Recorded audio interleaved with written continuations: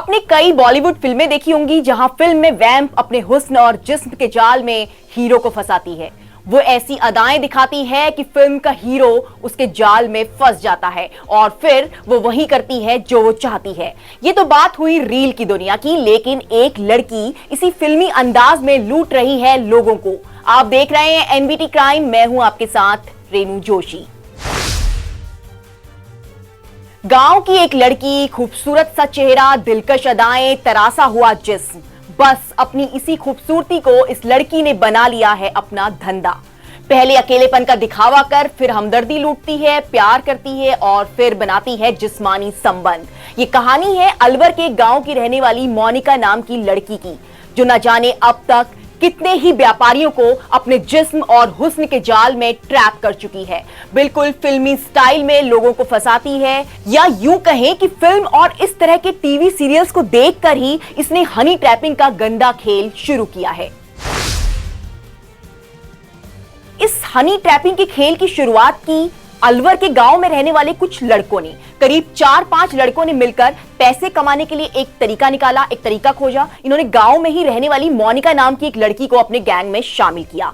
मोनिका देखने में अच्छी थी। इन लड़कों ने क्राइम शो और कई फिल्में देखी जिसमें खूबसूरत लड़कियां अपने हुस्न के जाल में फंसाकर लोगों को लूटती हैं। फिर इस काम के लिए इन्होंने मोनिका को तैयार किया।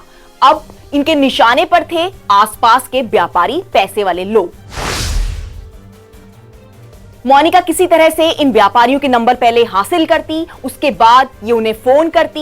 ये जिन्हें फोन करती उनसे मदद मांगती। मोनिका जिस व्यापारी को फोन करती उससे कहती कि वो पास के गांव में रहती है और उसके पति ने उसे अकेला छोड़ दिया है। इसके बाद वो व्यापारियों को मुलाकात के लिए किसी होटल में बुलाती। वो खुद को बेसहारा और गरीब बताती और होटल के कमरे में अमीर व्यापारी से हमदर्दी हासिल करती। इसके बाद वो व्यापारियों के साथ शारीरिक संबंध बनाती। होटल के कमरे में जो कुछ भी होता उसके साथ ही वो सब कैमरे में रिकॉर्ड कर लेते और फिर व्यापारियों को ब्लैकमेल किया जाता।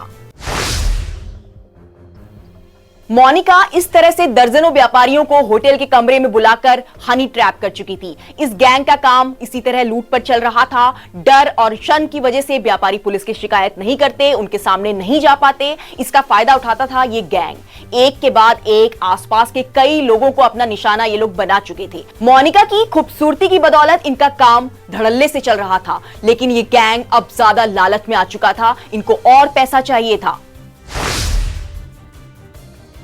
कुछ दिन पहले मोनिका ने 2 व्यापारियों विजय और मदन को ऐसे ही अपने हुस्न जाल में फंसाने की कोशिश की। दोनों को एक होटल में बुलाया, शारीरिक संबंध बनाए। उसके बाद मोनिका का गैंग इनसे 5-5 लाख रुपए की मांग करने लगा, लेकिन इन्होंने पैसे देने से जब इनकार कर दिया, मोनिका और उसके गैंग के लोग इस बात से बेहद नाराज थे। इन दोनों का अपहरण करने का इन लोगों ने मन बना लिया। पुलिस को इस बात की खबर लग चुकी थी कि ये अपहरण करने वाले हैं। पुलिस ने इनका पीछा किया और करीब 250 किलोमीटर दूर जाकर एक किडनैपर को रंगे हाथों दबोच लिया, जबकि इस गैंग के बाकी लोग फरार हो गए। पूछताछ में आरोपी मोनू ने पूरी कहानी बयां की। उसने बताया कि क्राइम शो देखने के बाद उन्होंने एक गैंग तैयार किया था जो व्यापारियों को हनी ट्रैप करके लूटता था। मोनिका को भी गिरफ्तार कर लिया गया है, जबकि इस गैंग के बाकी लोगों की तलाश अभी की जा रही है। इस गैंग में शामिल ज्यादातर लड़के काफी छोटी उम्र के हैं और अभी पढ़ाई ही कर रहे हैं। इस खबर में फिलहाल इतना ही। एनबीटी क्राइम देखते रहिए, चैनल को सब्सक्राइब कीजिए। अगर आपको ये खबर पसंद आई है तो प्लीज इस वीडियो को लाइक भी कीजिए।